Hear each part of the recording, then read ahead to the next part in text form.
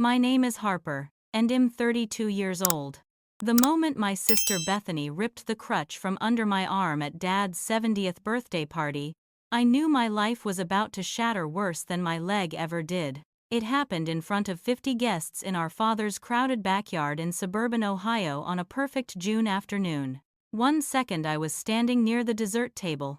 The next I was crashing to the grass while Bethany screamed loud enough for everyone to hear. "Stop faking it, you're just leeching off Dad's money." The pain shot through my left leg like fire, the titanium rods in my bones screaming in protest. But worse than the physical agony was the look on Dad's face. He just stood there holding his birthday cake, frozen, saying nothing. That's when I realized this wasn't a spontaneous outburst. This attack had been planned. Before we dive deeper into what happened next, I'd love to know where you're watching from. Drop your city or country in the comments below. If this story resonates with you or you've ever dealt with family betrayal, please hit that like button and subscribe to the channel. Trust me, what unfolds next will show you just how far jealousy and greed can push someone. Now let's get into how I ended up on the ground that day and what my sister had been plotting all along. 6 months before that birthday party, I had everything figured out. I was a physical therapist with my own client base, living in a condo I'd saved years to buy, independent and proud of what I'd built. Then one rainy Tuesday evening in December changed everything. A drunk driver ran a red light and slammed into my car at 40 miles per hour. The impact shattered my left leg in 3 places. I remember the sound of bones breaking, the screaming, the strange floating sensation before I passed out. When I woke up in the hospital, the orthopedic surgeon explained that my femur and tibia were destroyed. They'd inserted titanium rods and plates during an emergency surgery that lasted 6 hours. 2 more surgeries followed in the next month. The doctor was honest with me. Recovery would take 12 to 18 months minimum. I'd need crutches for at least 6 months, then a cane, then intensive physical therapy. The pain was constant, deep, throbbing, like someone had buried shards of glass in my bones. But the physical pain wasn't even the worst part. My clinic couldn't hold my position that long. Their insurance wouldn't cover it. I lost my job 3 weeks after the accident. Without income, I couldn't pay my mortgage. The savings I had went to medical bills that insurance didn't cover. By February, I had no choice but to sell my condo at a loss and move back home with Dad. Dad was a widower living alone in the same house where Bethany and I grew up. Had been a school principal for 30 years before retiring, respected in the community, the kind of man who coached Little League and volunteered at church. Mom had died 5 years earlier from pancreatic cancer, a brutal 9-month decline that hollowed out our family. Dad took it hard. Had always been a strong man, but after Mom passed, something in him dimmed. He went through the motions of living, but the light behind his eyes faded. Bethany stepped up during that time, or at least that's how it looked from the outside. She visited constantly, brought meals, organized his bills, played the devoted daughter. "Hello, I'm delighted to assist you with our voice services. Choose a voice that resonates with you, and let's begin our creative audio journey together." She was the success story, the daughter who'd married well and produced grandchildren. I was the daughter who chose a career over family. Or at least that's how Dad seemed to see it after Mom died. Growing up, Bethany had been cruel in ways only a sister can be. She'd steal my clothes and claim I'd lost them. She'd break something and blame me, and Dad always believed her. When I got accepted into my top choice university, Bethany told everyone I'd only gotten in because of affirmative action policies, even though that made no sense. She'd dated my high school boyfriend behind my back, then acted wounded when I found out, making me look like the jealous one. But Mom always saw through her. Mom would pull me aside and say, "I know what she does, sweetheart. Just keep being you." The truth always comes out eventually. After Mom died, I had no defender left. When I moved back home in February with my shattered leg and shattered life, Bethany's visits to Dad's house increased. She came by 3 or 4 times a week, always with some excuse, bringing groceries Dad didn't need or insisting on cleaning a house that wasn't dirty. At first, I thought maybe she was genuinely trying to help Dad, trying to make sure he wasn't lonely now that I was there too. But her comments started getting sharper. She'd walk past me on the couch where I'd be elevating my leg and say things like, "Must be nice to just lay around all day." When Dad was in the room, she'd smile sweetly and ask, "How's the recovery going, Harper? Any progress on the job search?" With this edge in her voice that made it clear she thought I wasn't trying hard enough. One afternoon, I overheard her talking to Dad in the kitchen. I was in the hallway, coming back from the bathroom on my crutches, moving slowly because every step hurt. Bethany's voice carried, "Daddy, I'm just worried she's getting too comfortable here.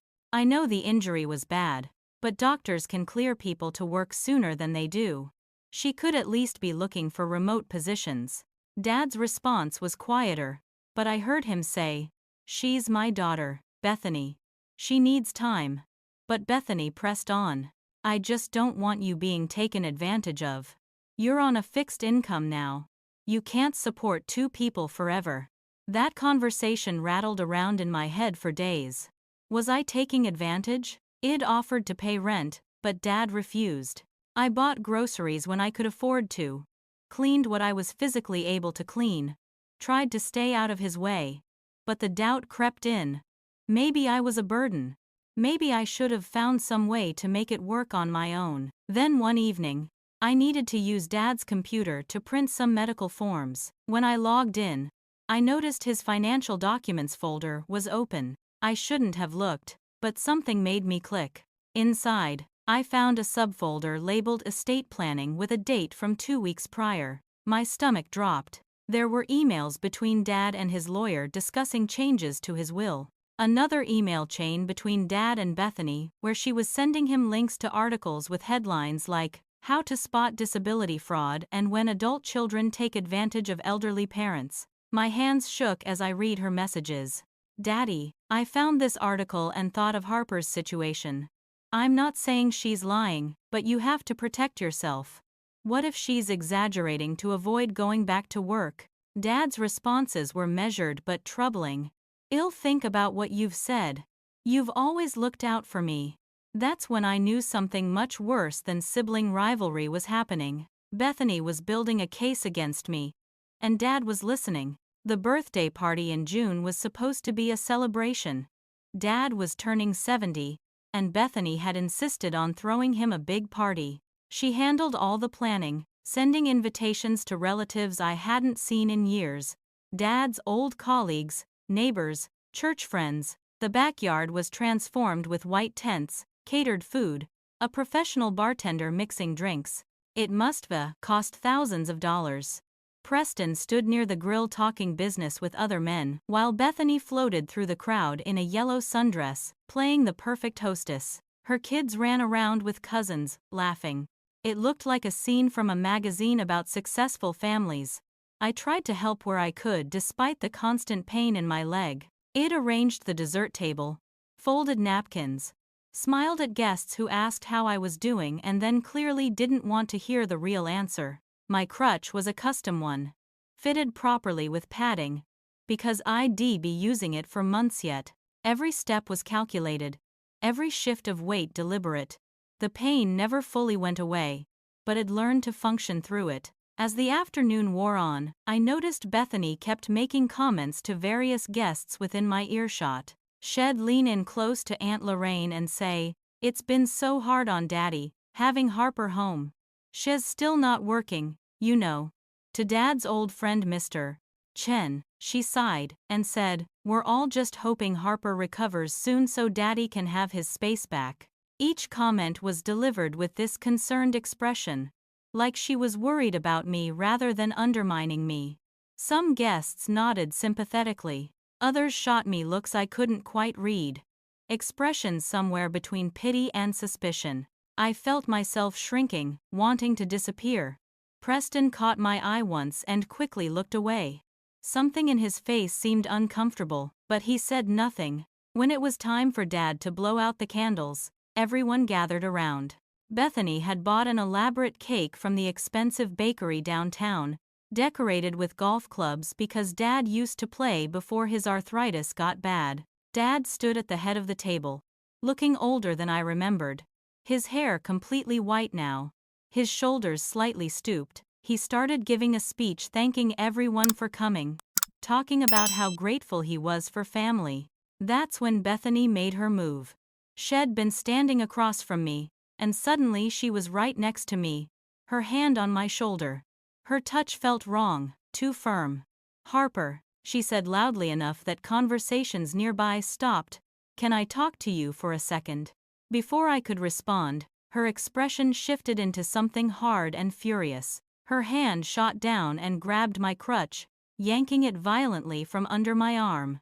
I didn't have time to brace myself. My weight shifted wrong and I crashed to the ground, landing hard on my left side. The impact sent lightning bolts of agony through my injured leg. I heard myself scream. Couldn't help it. The pain was blinding. "Stop faking it," Bethany shouted, her voice shrill and accusing. She hurled my crutch across the yard where it clattered against the fence. "You're just leeching off Dad's money. You're perfectly fine. Get up and walk." I was on the grass, gasping, tears streaming down my face, my leg throbbing so badly I thought I might vomit. The entire party had gone silent. 50 pairs of eyes stared at us. Bethany stood over me, hands on her hips, face flushed with what looked like righteous anger. "I've watched you milk this injury for months," she continued. "Daddy's too kind to say it, but you're taking advantage of an old man. You can walk just fine when nobody's watching. I've seen you." That was a complete lie, a vicious fabrication. But she said it with such conviction that I saw doubt flicker across several faces in the crowd. Aunt Lorraine, Dad's sister, rushed over immediately.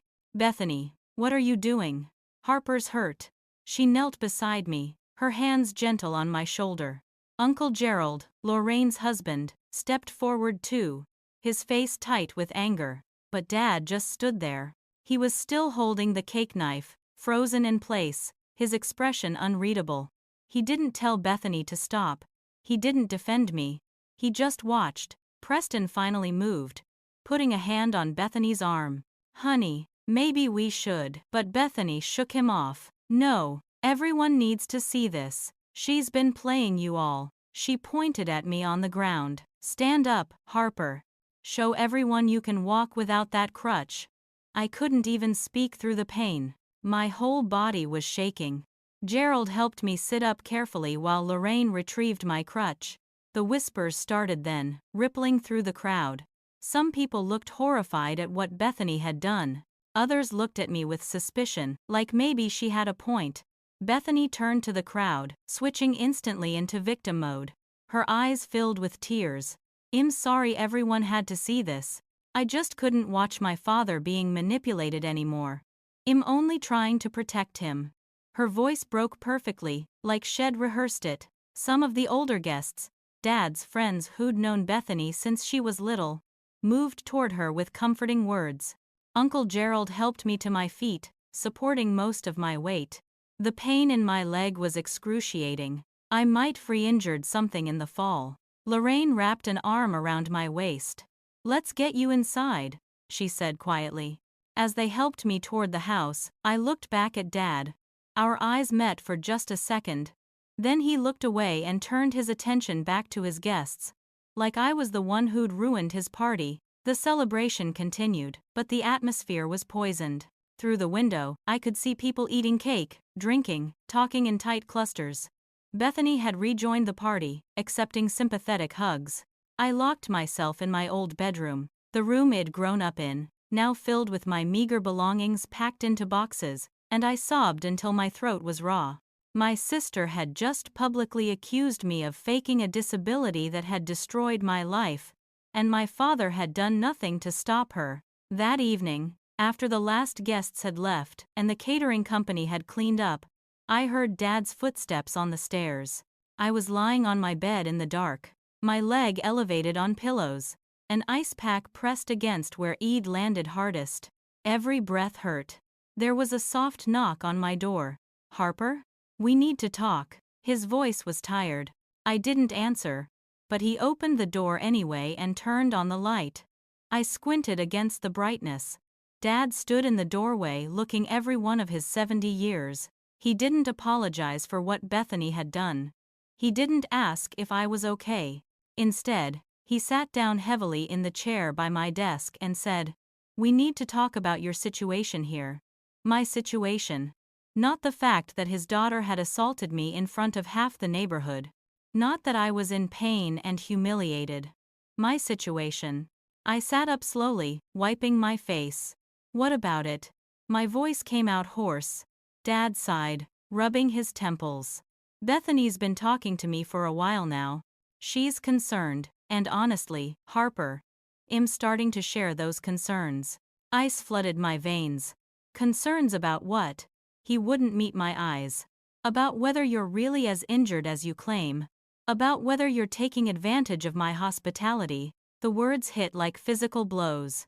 Dad, I had 3 surgeries. I have titanium rods in my leg. I lost my job and my home. I'm not. He held up a hand to stop me. Bethany showed me articles about disability fraud. It's more common than you'd think. People exaggerate injuries to collect benefits or avoid work. I'm not saying that's definitely what you're doing, but I can't ignore the possibility. I couldn't believe what I was hearing. This was my father, the man who'd taught me to ride a bike and helped me with homework and walked me down the aisle at my college graduation after Mom got too sick to stand that long. You think I'm lying about being in pain? Tears burned my eyes again, but I was too angry to let them fall. You think I wanted this? That I wanted to lose everything I worked for? Dad's jaw tightened. I think you're young and you'll heal eventually.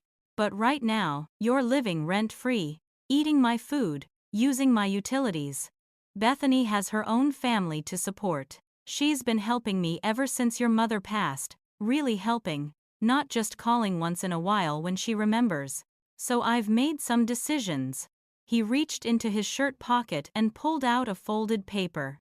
I met with my lawyer last month. I've updated my will. The paper crinkled as he unfolded it. But he didn't hand it to me. He just summarized.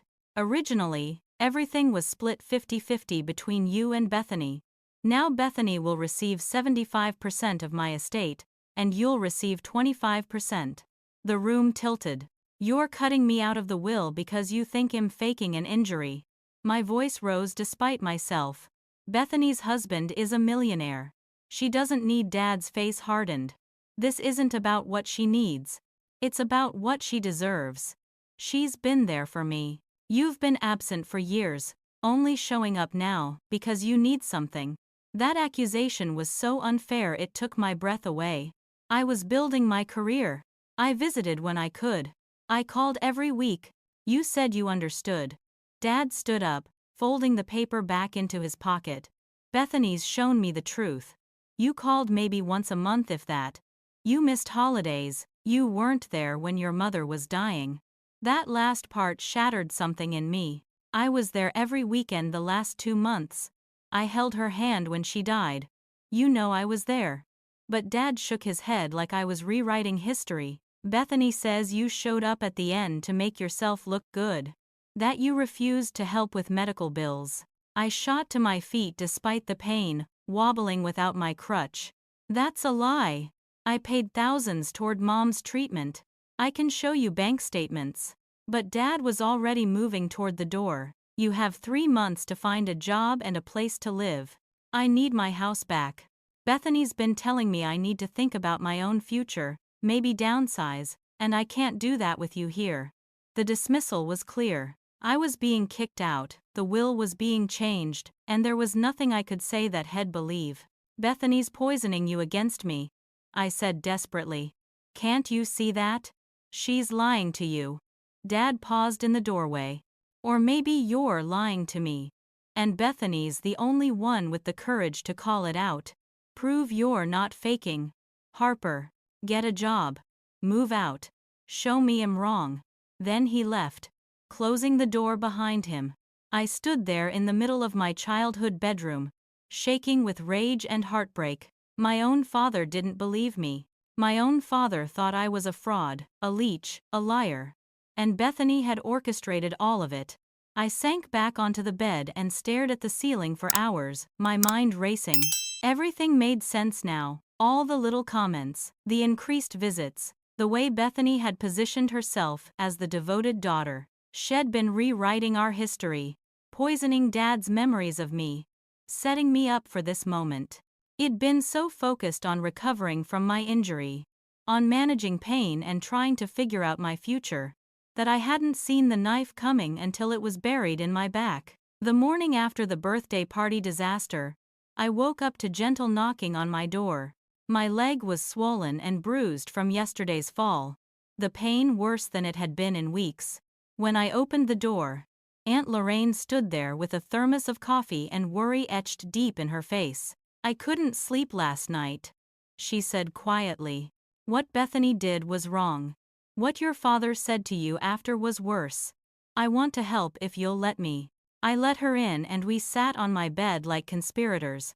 Lorraine had always been the truth teller in the family, the one who didn't play political games. She was 68, sharp as ever, with gray hair cut short and eyes that missed nothing.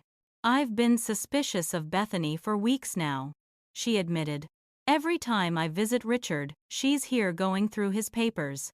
She says she's helping him organize, but something felt off. Yesterday confirmed it. That wasn't a spontaneous outburst. That was calculated." I told her everything. The conversation about the will, Dad's accusations that I'd been absent during Mom's illness, his belief that I was faking my injury. Lorraine's face grew darker with each revelation. "That girl has been lying through her teeth," she said flatly. "I was there during Carol's cancer. You were there every weekend once it got bad. You paid for the hospital bed rental and the night nurse. Richard knows that. Or he used to know it." She stood up with determination. "Richard has a standing coffee date with his friend Walter every Saturday morning. He'll be gone for at least 2 hours. That gives us time." I understood what she was suggesting. "You want to look at his computer?" She nodded. "If Bethany's been manipulating him, there'll be evidence.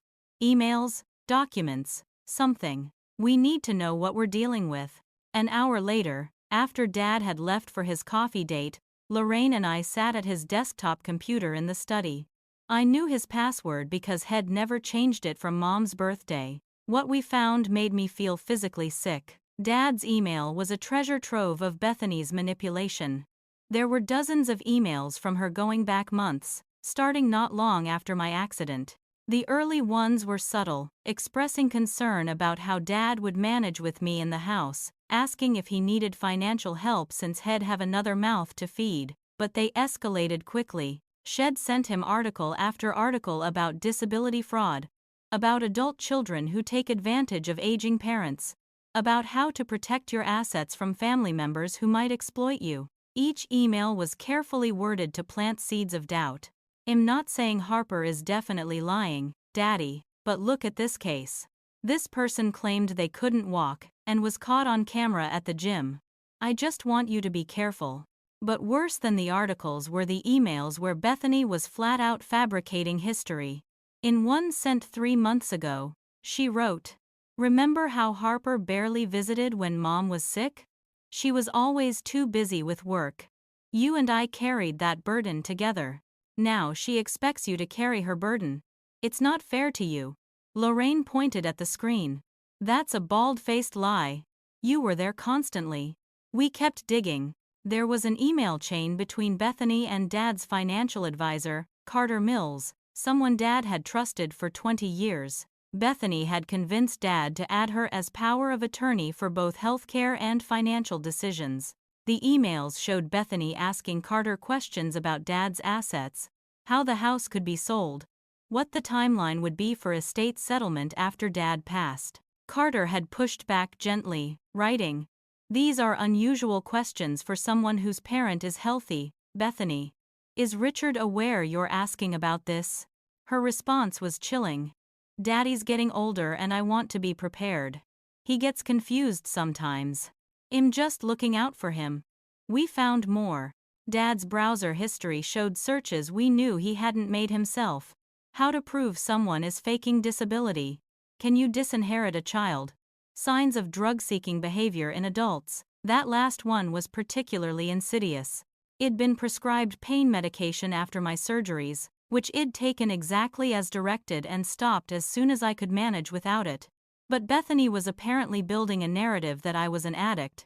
We found text messages that Dad had synced to his computer. Conversations between Bethany and Preston. One from 2 months ago read, "Harper's accident was perfect timing actually. Everyone will think she's a gold digger trying to secure Dad's money before he dies. Once I get him to change the will completely, we're set." Preston's response. "Are you sure about this? It seems cruel." Bethany. "Dad's getting old. The doctors say he's got maybe 5 to 10 years with his heart condition. I need to secure everything now. Harper's had her chance to build a relationship with him, and she blew it." My hands were trembling as I read those messages. Lorraine put her arm around my shoulders. There was more. Bethany had been systematically deleting emails I'd sent to Dad. I could see them in his trash folder. Dozens of messages I'd sent over the past year. Updates about my recovery.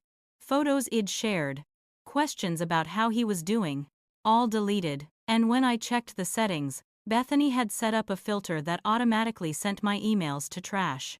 Shed made it look like I never contacted him. Then we found the worst betrayal of all. There was a forged document.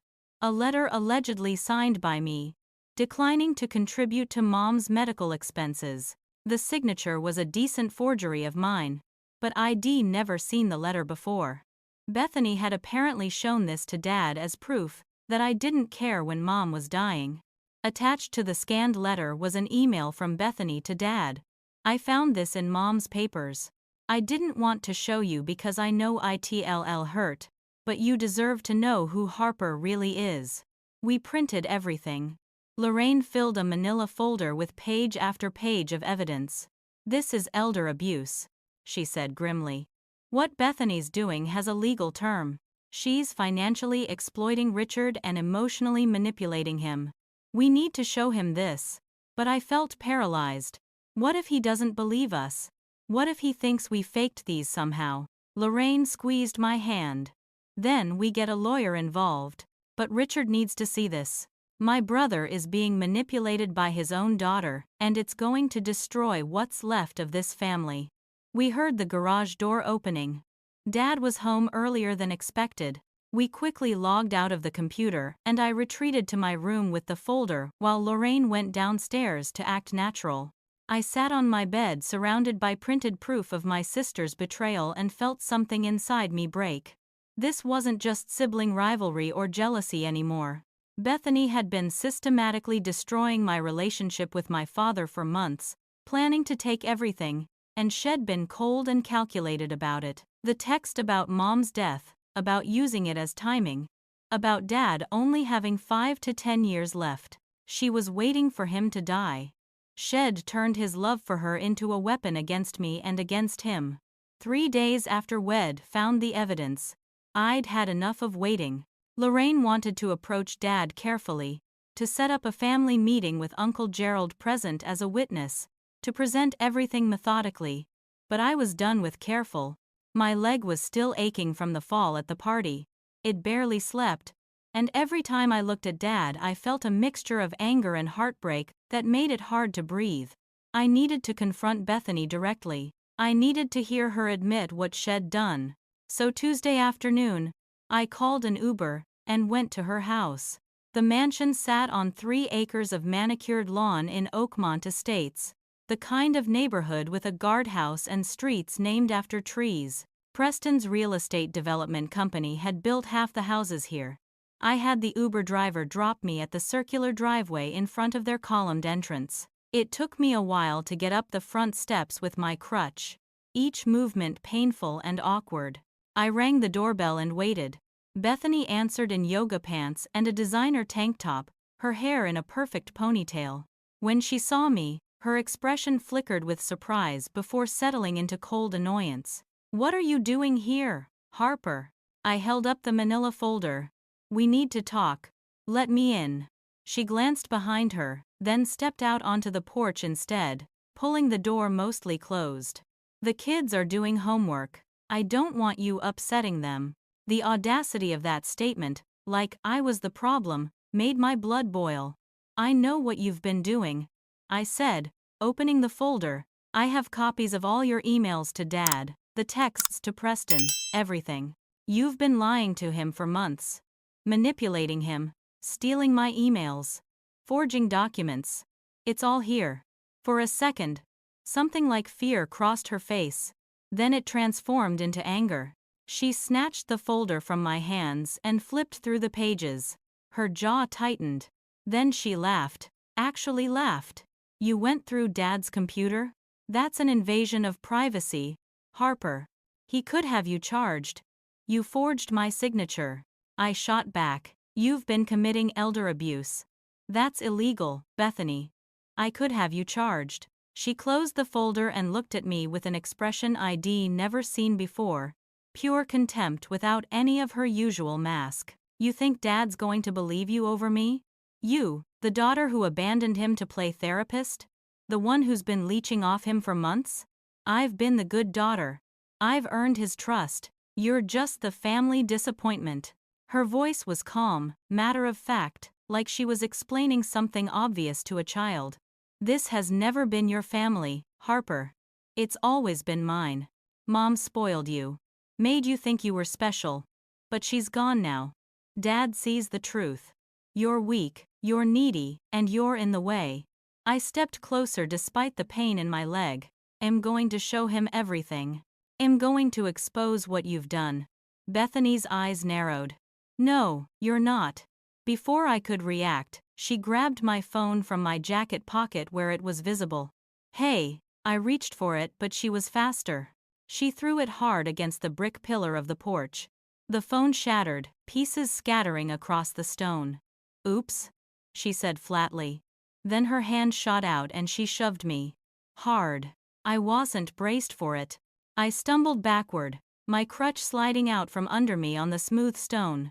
I fell down the porch steps, 3 of them, landing in a twisted heap on the brick pathway. The impact on my injured leg was catastrophic. I heard myself screaming before I even fully registered the pain. It was like someone had taken a sledgehammer to my femur. Everything went white. Through the haze of agony, I heard Bethany's voice, suddenly loud and panicked. Preston, come quick. Harper came here and attacked me. She's unstable. I was gasping, couldn't form words, couldn't move. My leg felt wrong, different from the usual pain. Something had shifted or broken. Footsteps pounded and Preston appeared, running out of the house. He looked down at me on the ground, then at Bethany, who had arranged her face into an expression of shock and fear. She came here screaming at me, Bethany said, her voice shaking theatrically. She grabbed me, and I had to push her away to protect myself. I think she's been taking too many pain pills. She's not in her right mind. Preston looked uncertain, torn. Bethany, she's really hurt. We should call an ambulance. But Bethany grabbed his arm. She's trespassing. If you call an ambulance, I'm calling the police. She assaulted me on our property. Preston glanced at their security cameras mounted under the eaves. The cameras. Bethany cut him off smoothly. The system's been down for maintenance since yesterday, remember? The company's coming tomorrow to fix it. That was too convenient to be coincidence. Shed planned this possibility. I managed to roll onto my side, trying to push myself up with my crutch. But the pain was too intense.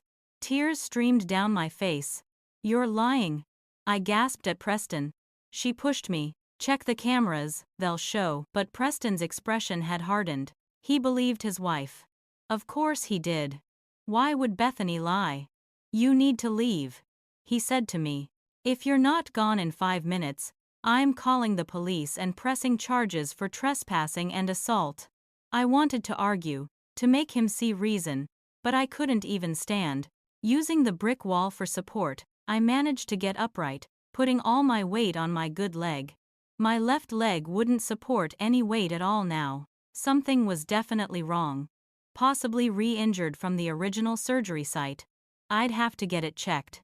Bethany stood on the porch with her arms crossed, watching me struggle. No offer to help, no remorse, just cold calculation. I retrieved my crutch and hobbled back toward the street, each movement excruciating. Behind me, I heard Preston say quietly, "Are you sure that's what happened?" And Bethany's response, "Are you questioning me? After everything I do for this family." I made it to the main road and called an Uber from someone's phone at a nearby coffee shop. The driver took one look at my tear-streaked face and bleeding leg and asked if I needed a hospital. "Just take me home," I said. But when I got back to Dad's house, he wasn't there. Just a note saying he'd gone to spend a few days with his friend Walter to get some space and think about things.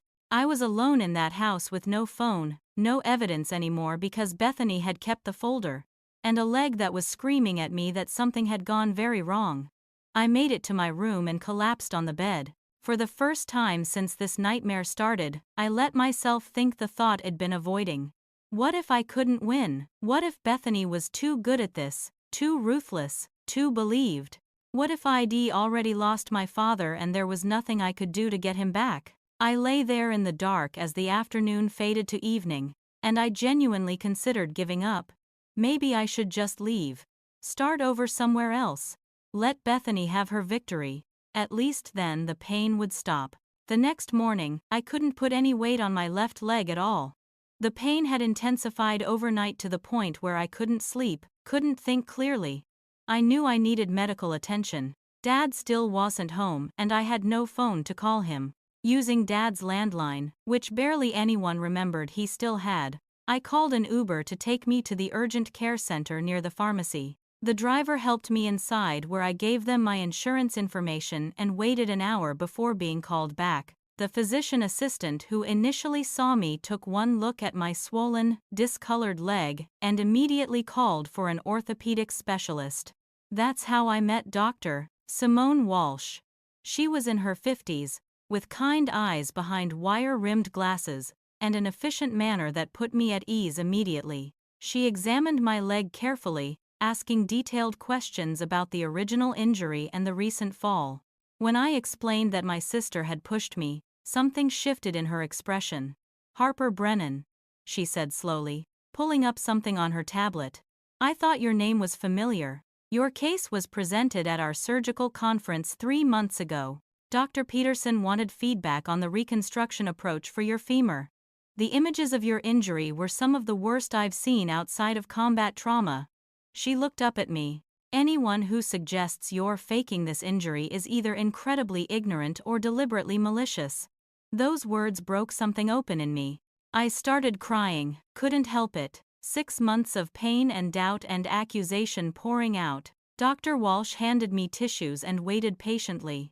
When I could speak again, I told her everything.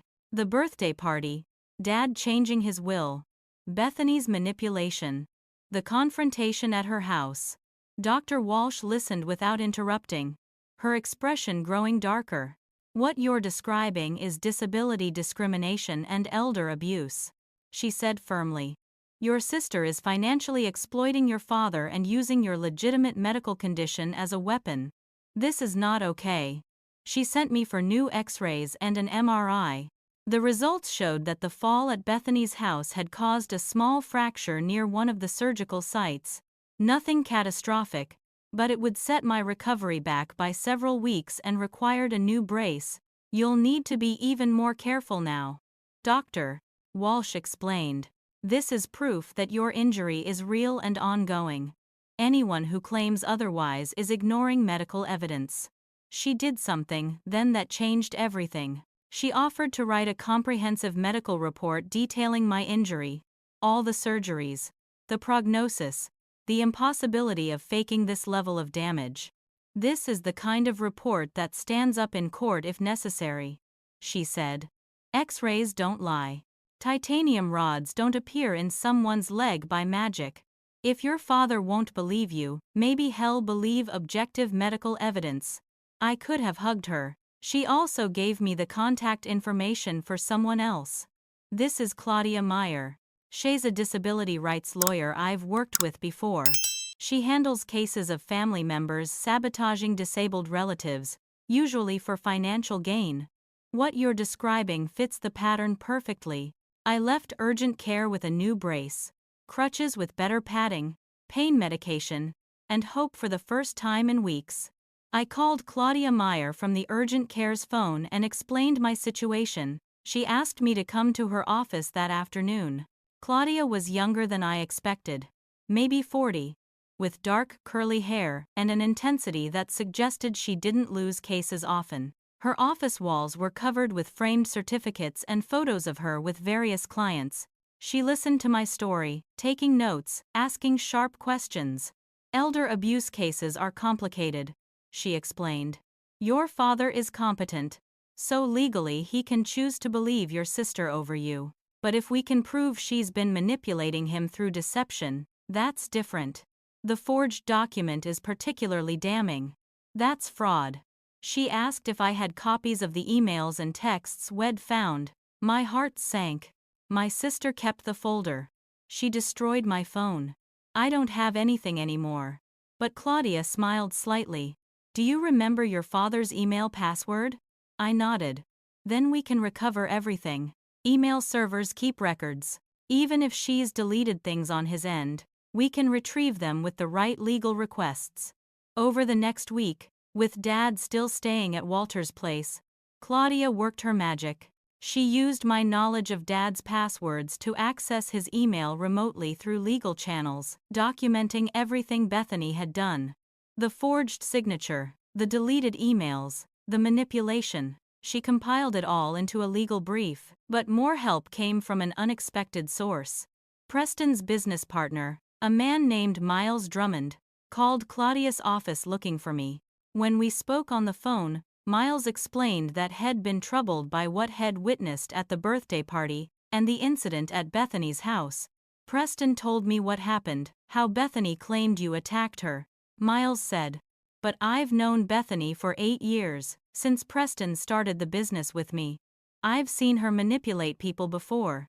I think she's lying. He offered something incredible. He had evidence of Bethany's affair. She's been cheating on Preston for 6 months with a guy from her gym. I have photos because I hired a private investigator when I suspected. I was going to tell Preston, but I was waiting for the right time. If Bethany's planning to destroy your family for money, Preston deserves to know what kind of person he's married to. Miles sent the photos to Claudia. They showed Bethany meeting a man at hotels, kissing him in parking lots, clear evidence of infidelity. But more valuable were the text messages Miles had managed to obtain through the investigator. Bethany had been planning to divorce Preston once she secured Dad's inheritance. Once the old man dies and I get my share, I'm done with this marriage. Preston's boring and he's starting to ask too many questions about money. I'll take half his assets in the divorce and the inheritance, and finally be free. Reading those texts, I felt a strange mixture of vindication and sadness. Vindication, because it proved Bethany's true character. Sadness because Preston didn't deserve this betrayal either, whatever his faults. With Dr. Walsh's medical report, Claudia's legal brief, and Milas' evidence of the affair, we finally had weapons to fight back. But Bethany wasn't done attacking yet. 2 weeks after Eid started building my case with Claudia, Dad finally came home. He looked tired, older somehow, like the time away had aged him. He barely spoke to me, just nodded when I said hello and retreated to his bedroom. Lorraine had been calling him repeatedly, trying to convince him to listen to what we'd discovered, but had refused. Bethany explained everything. He told her, Harper's trying to manipulate me now because I caught on to her scheme. The gaslighting had worked completely.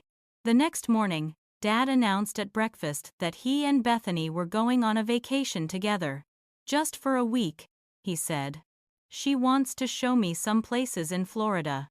She thinks a change of scenery will do me good. Alarm bells went off immediately. I called Claudia, who made some inquiries. What we discovered was worse than a vacation. Bethany had been researching retirement communities, specifically ones with memory care units. Shed made appointments to tour 3 facilities in Florida. The plan became clear when Claudia got her hands on emails between Bethany and the facilities. Bethany was planning to convince Dad to move into one of these places, claiming he was having memory issues and couldn't live alone anymore. Once he was in a facility, especially one with memory care, she could claim he was no longer competent to make decisions. That would give her, as power of attorney, complete control over his finances and medical care. It was a terrifyingly smart plan. If Dad was in a facility in another state, isolated from Lorraine and Gerald and anyone who might question what was happening, Bethany could do whatever she wanted. We had to act fast. Lorraine, Gerald, and I planned an intervention for the day before the Florida trip. We gathered at Dad's house with all our evidence, the medical reports from Dr. Walsh, the legal brief from Claudia, printouts of every damning email and text. Claudia came with us as legal representation. We sat Dad down in his living room and laid it all out. For an hour, we walked him through everything, showed him the emails where Bethany had fabricated my absence during Mom's illness, showed him the forged document with my signature, showed him her texts to Preston about waiting for him to die. Dad's face went through several emotions: confusion, anger, disbelief, pain. But then Bethany arrived. She had a key to the house and let herself in right as we were showing Dad the most damaging evidence. When she saw all of us gathered, saw the papers spread across the coffee table, her face went pale. Then she rallied with a performance worthy of an award. "Daddy!" She rushed to him, tears already streaming down her face. "What's happening? Why are all these people here?" Dad looked overwhelmed, confused. "They're saying you've been lying to me, Bethany. They have emails." But Bethany cut him off, dropping to her knees beside his chair. "Those are fake. Harper's fabricated all of this because you changed your will. She's desperate, Daddy. Shay's trying to turn you against me because she knows Shay's losing her free ride." Lorraine stood up, her voice firm. "Richard, those emails came from your own account. We didn't fabricate anything. Bethany's been manipulating you for months."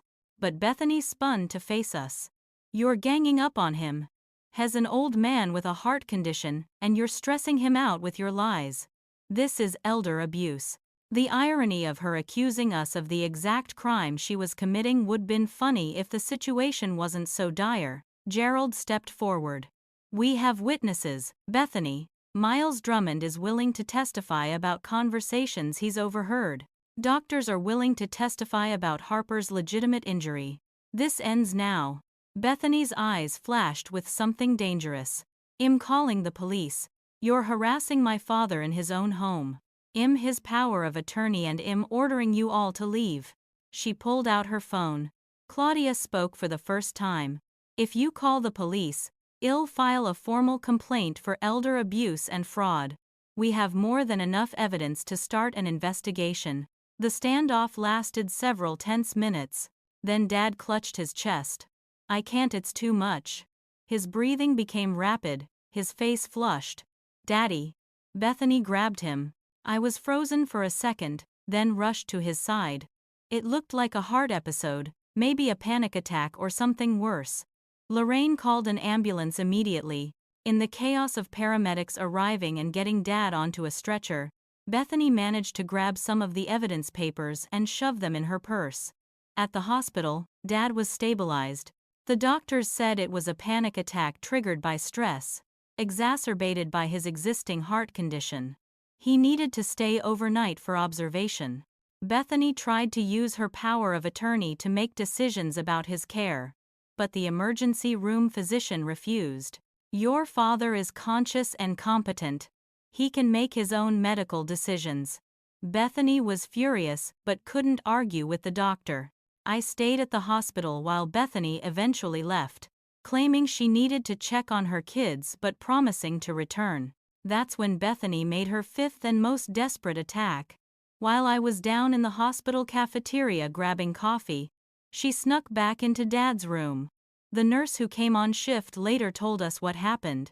Bethany went to Dad's bedside and told him that Harper had caused his heart episode on purpose, that I was trying to kill him to get the inheritance faster. She showed him a document Shed clearly forged in the last few hours, made to look like a bank statement, showing ID tried to change his will through his lawyer without his knowledge. The forgery was rushed and not very good, but Dad was medicated, exhausted, and vulnerable.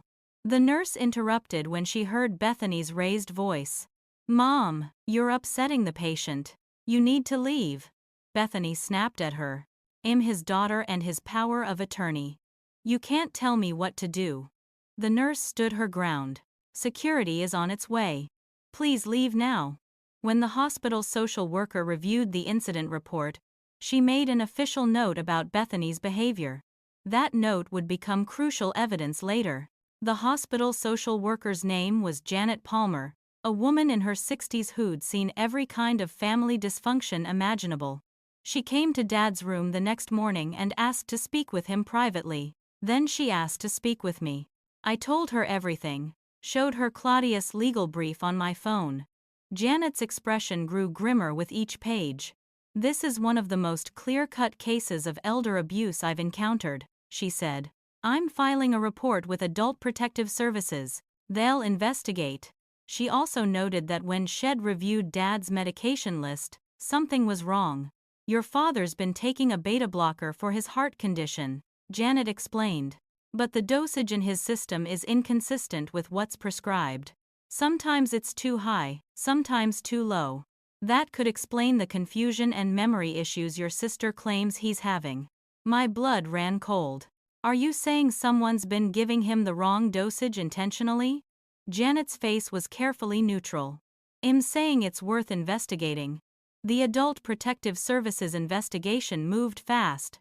They interviewed Dad, Lorraine, Gerald, me, and demanded to interview Bethany. They also contacted Bethany's pharmacy and discovered Shed picked up Dad's prescriptions for the last 4 months, claiming it was easier than having Dad drive to the pharmacy himself. When APS interviewed the pharmacist, they learned that Bethany had asked strange questions about what would happen if someone took more or less of the medication than prescribed. The pharmacist had thought it was odd but not reportable. Now it was evidence of potential poisoning. Miles Drummond came forward as promised with his evidence of Bethany's affair and the financial planning Shed been doing behind Preston's back. When Preston saw the photos and texts, he was devastated. He filed for divorce immediately and his lawyer subpoenaed all of Bethany's emails and phone records for the divorce proceedings. That's when the full extent of her schemes came to light. Shed been hiding money in secret accounts, preparing to take half of Preston's business assets and disappear with her affair partner. Preston came to the hospital to see me.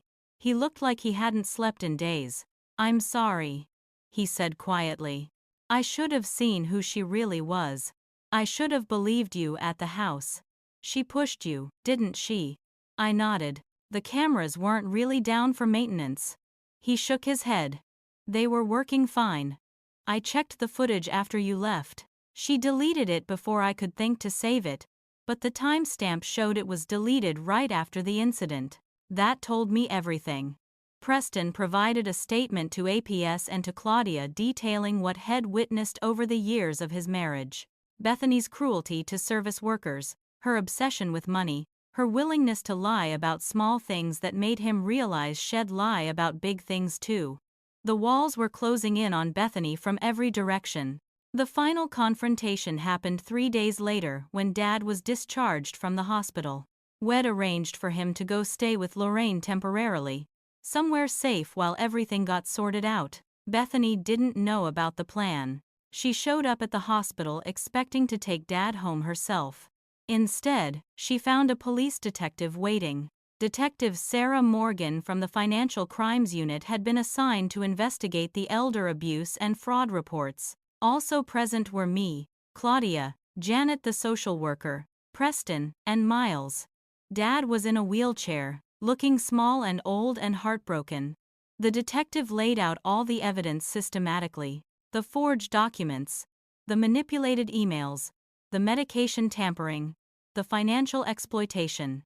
She showed Dad security footage from the hospital of Bethany's visit to his room the night of his panic attack, where you could see her showing him papers and clearly agitating him despite the nurse's instructions. Dad stared at the screen, tears rolling down his face. Bethany. His voice broke. Tell me they're wrong. Bethany tried to run. Actually turned and bolted for the door. Detective Morgan stopped her physically, grabbing her arm. Miss Abbott, I need you to stay and answer some questions. Bethany's perfect composure shattered. She started screaming. You can't do this. Hez my father. Everything I did was for his own good. Harper's the one who's been manipulating him. She's the liar, the fake, the leech. She spun toward me, her face contorted with rage. You ruined everything. Dad was supposed to be mine. The house, the money, everything. Mom gave you all the attention when we were kids. Dad was supposed to see me. Choose me for once. The admission hung in the air. Everyone heard it. Shed just confessed to everything in her fury. But Bethany wasn't done. The words kept pouring out like poison. You think you're so special with your precious career and your perfect relationship with Mom. She always loved you more. Shed tell me I needed to be more like you. Well, she's dead and she doesn't get a vote anymore. I was finally going to have Dad all to myself. I planned this for months, since the day you got hurt. Your accident was perfect. Everyone would believe you were after money. All I had to do was plant the right seeds. She turned to Dad. I didn't do anything wrong. I was protecting you from her. She's the problem. She's always been the problem. Dad's face had gone gray. You tampered with my medication? You forged Harper's signature? You told me my daughter abandoned her mother when she was dying. His voice was barely a whisper. Bethany faltered, realizing what Shed admitted to. Daddy, I can explain, but Dad held up a shaking hand to stop her. Get out. I don't ever want to see you again. Detective Morgan arrested Bethany right there for elder abuse and fraud. Shed investigate the medication tampering separately, which could lead to additional charges of assault or attempted poisoning. Bethany screamed and cried as she was led away in handcuffs, causing a scene in the hospital hallway. Other patients and visitors stared. Her perfect image, her careful reputation, destroyed in a single afternoon. Preston stood with his arms crossed, watching his wife's meltdown with a strange mixture of sadness and relief. My kids are going to need so much therapy, he said quietly. Over the next weeks, the legal consequences piled up. The court case concluded quickly because Bethany's confession had been witnessed by multiple people, including a police detective. She was found guilty of elder abuse, fraud, and assault from pushing me at her house. The medication tampering was harder to prove definitively, but her guilty plea to the other charges was enough. She was sentenced to 18 months in prison and 5 years of probation. The judge also ordered her to pay restitution to both Dad and me for emotional distress and financial exploitation. Preston's divorce went through even faster. With evidence of the affair and the financial deception, he got full custody of their 2 children. Bethany would have supervised visitation rights only after her prison sentence. Preston also got to keep his business assets since she'd been planning to defraud him. Bethany's friends dropped her immediately. Her social circle, built on her image as the perfect wife and devoted daughter, wanted nothing to do with her once the truth came out. She'd lost her husband, her kids, her money, her freedom, and her reputation all at once. Meanwhile, Dad changed his will back. He removed Bethany from it entirely, leaving everything to me with a significant portion designated for charity in Mom's name. He revoked Bethany's power of attorney and made Lorraine his new healthcare proxy, but more importantly, he apologized. Sincerely, with tears and genuine remorse. I failed you, he said. I failed your mother. She knew Bethany's true nature and I didn't listen. I'm so sorry, Harper. 3 months after Bethany's conviction, my leg was finally starting to heal properly. The fracture from her pushing me had mended and I was back to the recovery timeline I'd been on before her interference. Dr. Walsh monitored my progress closely, adjusting my physical therapy regimen, The pain was less constant now, more manageable. I could walk short distances without the crutch, though I still needed it for longer trips, and kept it nearby for stability. Dr. Walsh estimated that in another 4 to 6 months, I'd be walking normally again, maybe with a slight limp, but otherwise fully functional. The psychological healing was slower. I'd started therapy to process everything that had happened, the betrayal, the gaslighting, the physical attacks. My therapist specialized in trauma and family estrangement. She helped me understand that what Bethany had done wasn't my fault, that I couldn't have prevented it because the problem wasn't anything I'd done wrong. The problem was Bethany's character. Her choices, her willingness to destroy her own family for money and attention. I found a new job doing remote physical therapy consultations for a telehealth company. The work was flexible, allowing me to manage my pain and recovery schedule. It didn't pay as much as my old position, but it was enough. I was saving money again, rebuilding my financial independence. The company was supportive of my disability, understanding when I needed to adjust my hours for medical appointments. For the first time in months, I felt like I was moving forward instead of just surviving. Dad and I rebuilt our relationship slowly, carefully. Had moved in temporarily with Aunt Lorraine because his house held too many bad memories now. We started weekly family therapy sessions together, working through the damage Bethany's manipulation had caused. Dad's guilt was profound. He couldn't understand how He'd been so blind, how He'd believed the lies, how He'd turned on his own daughter when I'd needed him most. "Your mother would be ashamed of me," he said during one session. "She trusted me to protect both of you. And I failed." I told him what my therapist had helped me understand. That manipulators are good at what they do because they find vulnerabilities and exploit them. Bethany had used his grief over losing Mom, his fear of being alone, his desire to believe one daughter was taking care of him. "She found your weak spots and dug into them." I explained. "That doesn't make you a bad person. It makes her a skilled liar." Slowly, cautiously, we found our way back to something like a father-daughter relationship. It would never be what it was before, that trust had been broken too badly, but it became something honest. We didn't pretend the past hadn't happened. We acknowledged it, learned from it, tried to do better. Dad set up a trust fund to cover my ongoing medical expenses, insisting it was the least he could do.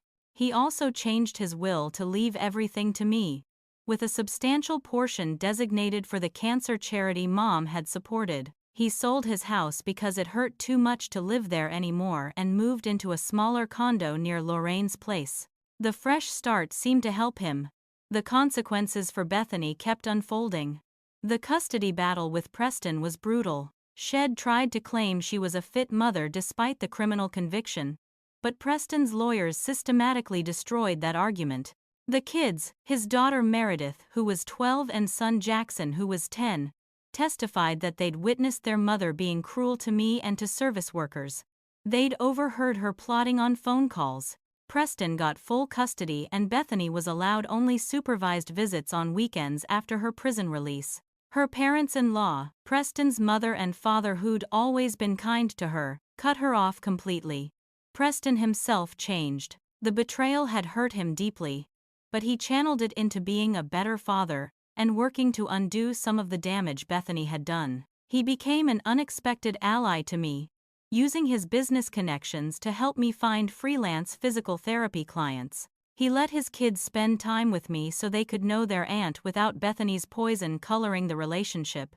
Meredith and Jackson were good kids, confused and hurting from their mother's actions, but resilient. They asked me questions about what had happened and I answered as honestly as I could without being cruel about their mother. They deserved the truth but delivered with compassion. The silver linings emerged slowly. I grew closer to my extended family in ways I never had before. Aunt Lorraine became like a second mother, someone I called almost daily just to talk. Uncle Gerald helped me set up a small business plan for eventually opening my own practice again once I was fully recovered. Dr. Simone Walsh became not just my doctor but a mentor and friend. She encouraged me to speak at medical conferences about the patient experience of severe orthopedic trauma, about being believed when you say you're in pain. Claudia Meyer, the lawyer who'd helped save my life, became a friend too. She invited me to volunteer with her disability rights advocacy group, helping other people who were facing similar situations with family members questioning or sabotaging their disabilities. I found purpose in that work. I started a blog about my recovery, about the accident, about family betrayal, about survival. I called it Standing Alone and used it to document my journey. The blog went viral after 6 months. Thousands of people reached out to share their own stories of family members who didn't believe their illnesses or injuries, who accused them of faking for attention or money. The comments section became a support community. People shared resources, legal advice, medical referrals. Some readers sent donations that I used to establish a small grant fund for disabled people trying to escape abusive family situations. The blog led to speaking engagements. I was invited to disability rights conferences, support groups, university classes, studying family dynamics.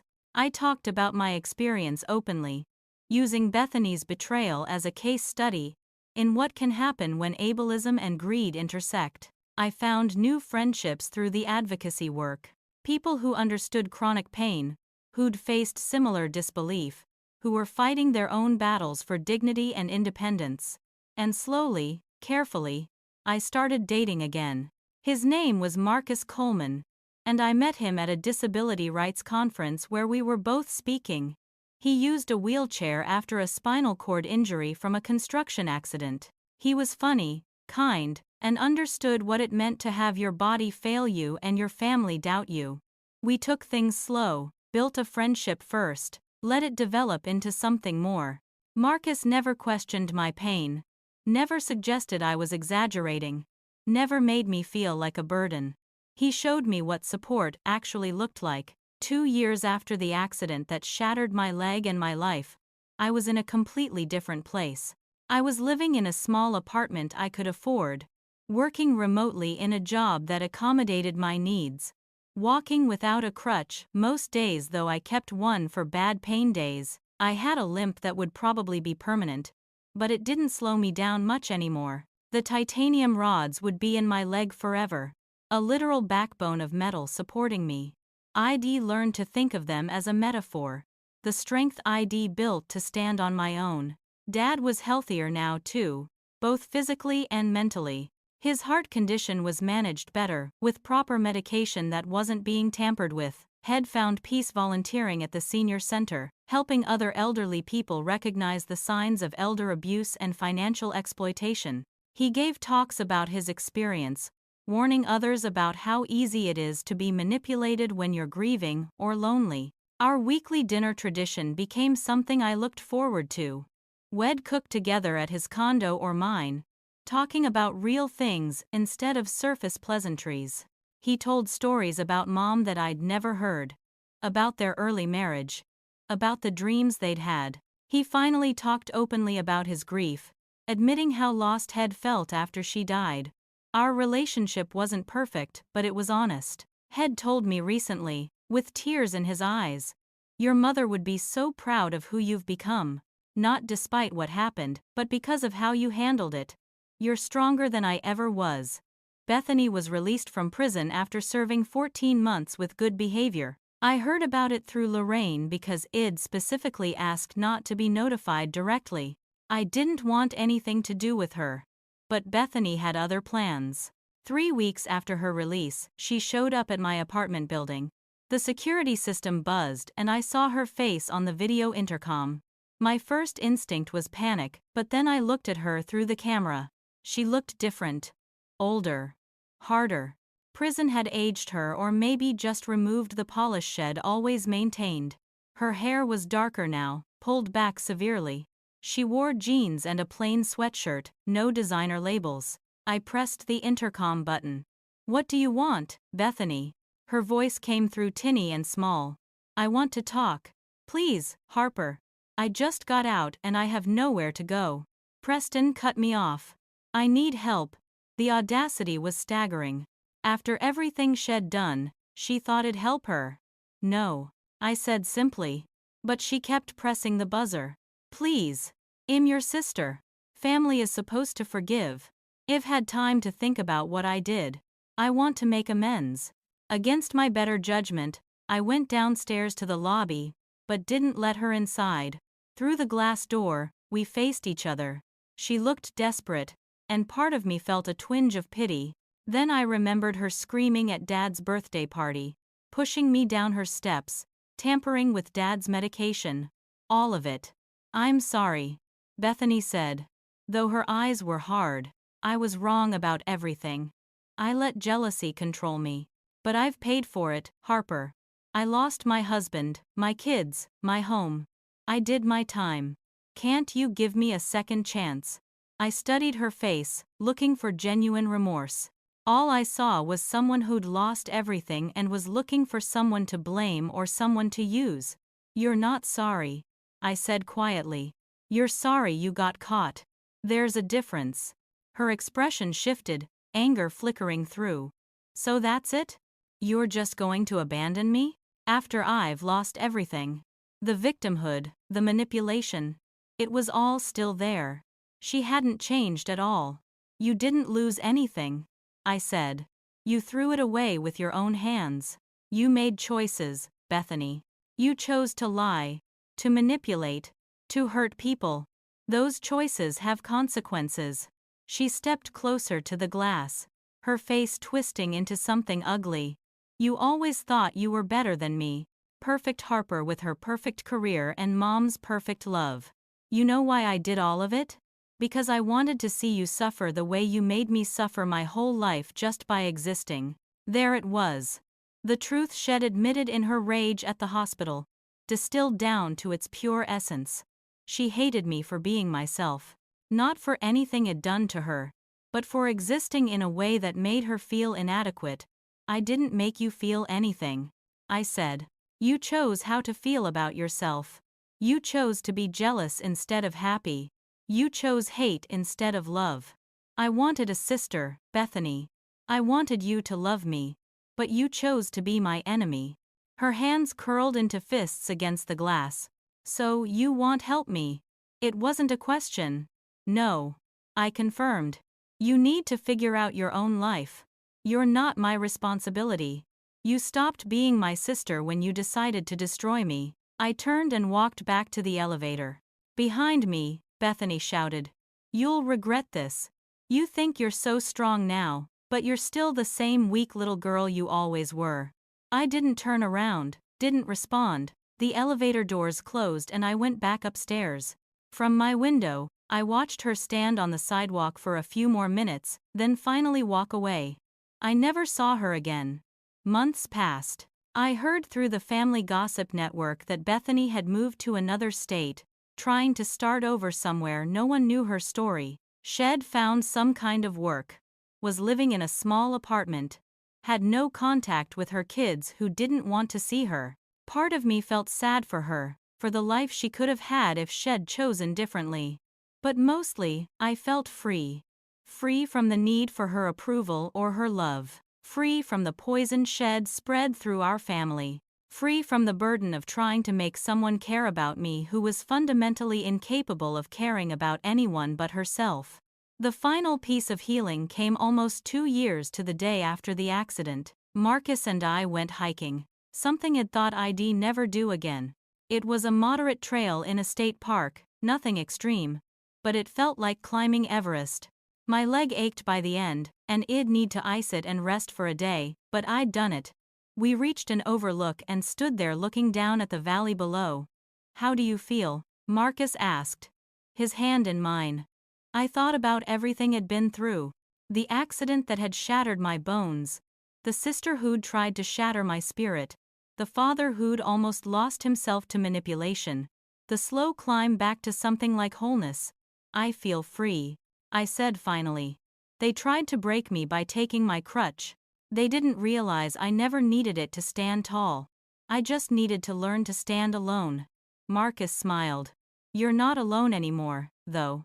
I looked at him. At this man who'd chosen to love me, scars and all. At the life he'd built from the ruins of the one Bethany had tried to destroy. No. I agreed. I'm not alone. But I know I could be, and it'd still be okay. That's the difference. We stayed there until sunset, watching the light change across the valley. My leg hurt and I'd probably regret the hike tomorrow. But I didn't regret being there in that moment. I'd climbed higher than I ever could when I had both legs working perfectly. Not because of what I'd lost, but because of what I'd found in myself. Strength I didn't know I had, resilience that came from surviving when it would have been easier to give up, the ability to stand on my own even when the people who were supposed to hold me up let me fall. Dad called that evening as I was icing my leg. "How was the hike?" he asked. I'd told him about the plan and had worried but supported me. "It was perfect," I told him. "Hard, painful, but worth it." There was a pause. "I'm proud of you, sweetheart. I know I don't say it enough, but I am. You've handled everything with grace I don't think I could have managed." We talked for a while longer, making plans for next week's dinner, discussing a trip he was planning with Lorraine to visit some old friends. Before we hung up, he said, "Your mother loved you so much. She'd be proud too." Those words, the validation I'd craved for so long from him, settled into my heart and filled spaces that had been empty. When I finally went to bed that night, I thought about the journey I'd been on. 2 years from the worst day of my life to something that felt like peace. I thought about Bethany. Somewhere out there living with the consequences of her choices.